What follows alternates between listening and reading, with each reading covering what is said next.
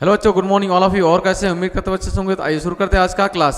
हम लोग पढ़ रहे थे बहुविकल्पीय प्रश्न, और दो प्रश्न हमने आपको लघु उत्तरीय प्रश्न दिया था। आगे हम बात करते हैं लघु उत्तरीय प्रश्नों का। क्वेश्चन नंबर अगला है 36। 33 तक हमने बहुविकल्पीय प्रश्न दिया है आपको। दो क्वेश्चन लघु उत्तरीय प्रश्न दिया है, क्वेश्चन नंबर 34 और 35। ये क्वेश्चन नंबर 36 है। आइए बात करते हैं। सवाल कह रहा है पीएच स्केल क्या होता है। ठीक है, ये सवाल 2022 और 2020 में पूछा हुआ है।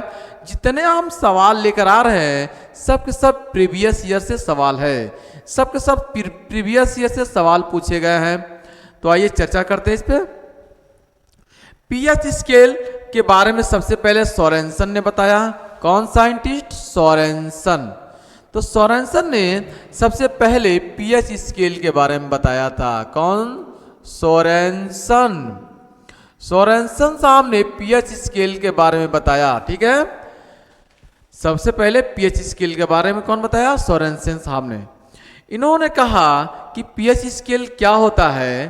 तो इन्होंने कहा कि किसी विलयन में उपस्थित हाइड्रोजन आयन की सांद्रण, हाइड्रोजन आयन की सांद्रण, इसे कहते हैं हाइड्रोजन, इसे कहते हैं आयन, और इसे कहते हैं सांद्रण। ठीक है, इसे कहते हैं हाइड्रोजन, ये आयन, और ये सांद्रण। तो हाइड्रोजन आयन की सांद्रण की ऋणात्मक लघुगणक को पीएच स्केल कहते हैं। आइए यहां से देखते हैं।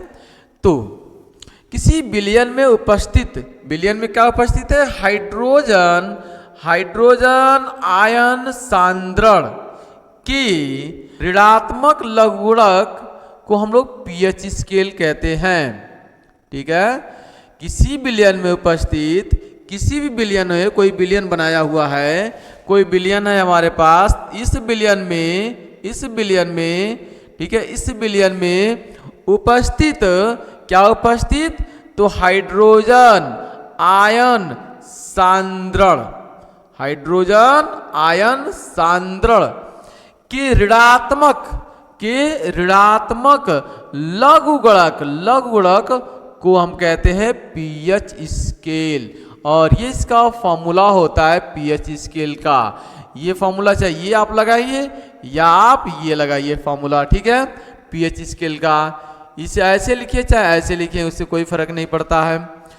पीएच स्केल यदि 7 से कम होता है, 7 से कम होता है, तो वह जो विलयन होगा वह विलयन अम्लीय कहलाता है, वह विलयन अम्लीय कहलाता है।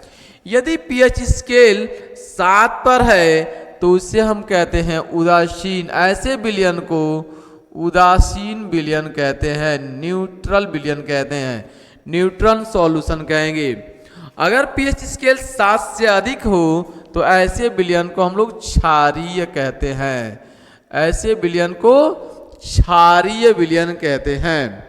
आइए अगला क्वेश्चन लेते हैं। क्वेश्चन नंबर होगा 37।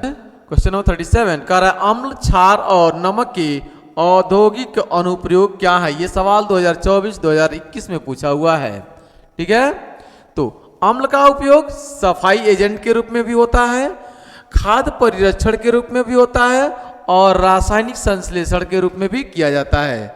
जबकि ठीक है, क्षार का उपयोग साबुन बनाने में भी किया जाता है, कागज और कपड़ा बनाने में होता है। और अगर नमक की बात किया जाए तो नमक का उपयोग सारी दुनिया जानती है और आप भी जानते हैं।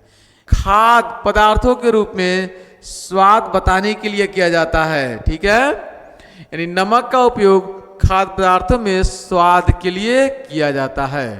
ठीक है, तो यह है सवाल नंबर 37। आइए सवाल नंबर 38 अगला क्वेश्चन है। यह अगला क्वेश्चन है, क्वेश्चन नंबर 38 कह रहा है अम्लीय वर्षा का पर्यावरणीय प्रभाव क्या है। यह क्वेश्चन 2023, 2020 और 2019 में पूछा हुआ है। तो अम्लीय वर्षा का पर्यावरणीय प्रभाव निम्न है। कौन कौन से? पहला पॉइंट, अम्लीय वर्षा के कारण पौधों के पोषक तत्व मिट्टी से बाहर निकल जाते हैं। जब अम्लीय वर्षा होती है, पौधों पर पड़ती है, तो पौधों के अंदर जो मिट्टी होता है उस पोषक तत्व मिट्टी से बाहर निकल जाते हैं। ठीक है, जो भी पौधा के अंदर पोषक तत्व होता है वह मिट्टी से बाहर निकल जाते हैं। ठीक है, जैसे ही अम्लीय वर्षा हुआ पौधा पर, तो पौधा के अंदर जो पोषक तत्व था वह मिट्टी से बाहर निकल गया। दूसरा पॉइंट होता है कि अम्लीय वर्षा बीजों को विकसित होने से रोक देती है। जो बीज विकसित हो रहे हैं, जो विकास कर रहे हैं, उनको अम्लीय वर्षा जैसे उस पर पड़ती है, उस पौधों पर, तो उन पौधों के जो बीज होते हैं वह विकसित नहीं हो पाते हैं, वह रुक जाते हैं, ठमक जाते हैं, लोग कहते हैं, है ना, जिनका विकास नहीं हो पाता है। तीसरा पॉइंट है अम्लीय वर्षा के लाभदायक जीवों को नष्ट कर देती है। अम्लीय वर्षा जैसे ही होगी तो जो पौधों के अंदर लाभदायक जीव हैं वह उनका नष्ट हो जाता है। ठीक है, वे खत्म हो जाते हैं, यानी अम्लीय वर्षा मिट्टी के लाभदायक जीवों को नष्ट कर देती है। तो जो भी मिट्टी के अंदर लाभदायक जीव है उसको नष्ट कर देगी, तो वहाँ का मिट्टी, ठीक है, फिर उस मिट्टी के अंदर आपको उर्वरक शक्ति मिलानी पड़ेगी ताकि वह मिट्टी पर्याप्त रूप से उपजाऊ हो सके, क्योंकि अम्लीय वर्षा के कारण उसके अंदर जो भी लाभदायक जीव हैं वह अब नष्ट हो गए अम्लीय वर्षा के कारण। ठीक है, आइए अगला क्वेश्चन लेते हैं। सवाल है क्वेश्चन नंबर 39, करा केवल रासायनिक समीकरण लिखिए। क्या होता है जब जिप्सम को 373 डिग्री केल्विन पर गर्म किया जाता है? ये सवाल 2023 और 2020 में पूछा हुआ है। आइए इसका हम लोग आंसर लिखते हैं। तो जिप्सम का फॉर्मूला आपको पता है, कह रहा है जिप्सम को, तो जिप्सम का होता है CaSO4 2H2O। ठीक है, तो यह है जिप्सम। कह रहा है इस जिप्सम को 373 केल्विन पर जब इसे गर्म किया जाता है, ये गर्म का सिंबल है, जब इसे गर्म किया जाता है तो ये प्लास्टर ऑफ पेरिस में बदल जाता है। प्लास्टर ऑफ पेरिस यानी CaSO4 इंटू हाफ H2O बनता है। CaSO4 हाफ H2O, इसमें अंतर क्या है सिर्फ देखिए, इसके आधे जल के सिर्फ आधे कण यहाँ पे बच गए और बाकी जल के कण, ठीक है, बाहर निकल जाते हैं, यानी 3/2H2O ये बाहर निकल जाते हैं और जो बनता है वह प्लास्टर ऑफ पेरिस बनता है।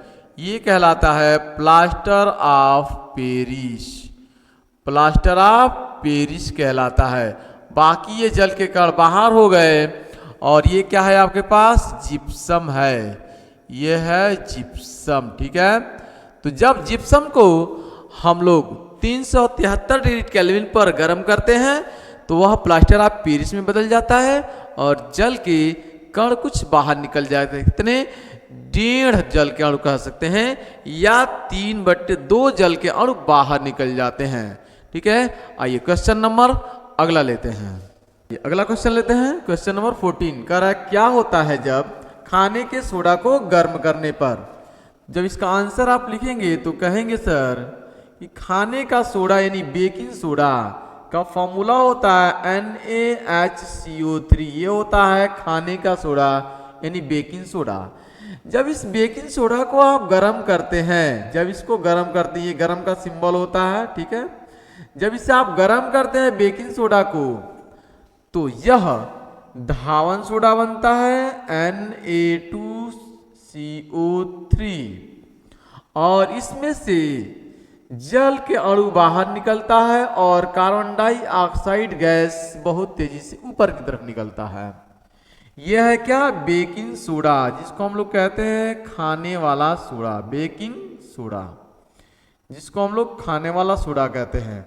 और इसको बोलते हैं धावन सोडा, धावन सोडा बोलते हैं। ठीक है, धावन सोडा।